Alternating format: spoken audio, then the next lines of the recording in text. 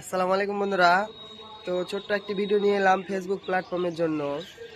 তো আমরা অনেকেই আছি, অনেকজনকে ফলো করে আবার আনফলো করে দিই। তো তোমাদের জন্য এই ভিডিওটা, যারা ফলো করে আনফলো করছো তাদেরকে, তোমাদেরও তো ক্ষতি হচ্ছে হচ্ছে আবার যাকে আনফলো করছো তাদেরও ক্ষতি হচ্ছে। তুমি যে আনফলো করছো তার যে একটা ফলো কমে গেল তা না, তার সঙ্গে সঙ্গে রিচ এঙ্গেজমেন্টটাও কমে যাচ্ছে।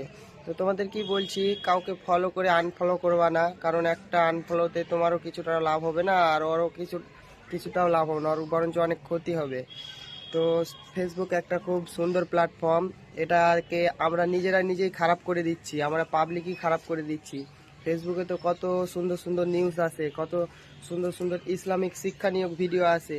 তো আমরা সেগুলোকে ফোকাস না করে, সেগুলোর দিকে ধ্যান না দিয়ে আমরা খারাপে যুক্ত হচ্ছি। তো ফেসবুক একটা খুব সুন্দর প্ল্যাটফর্ম, এটাকে আমরা খারাপ চোখে দেখছি।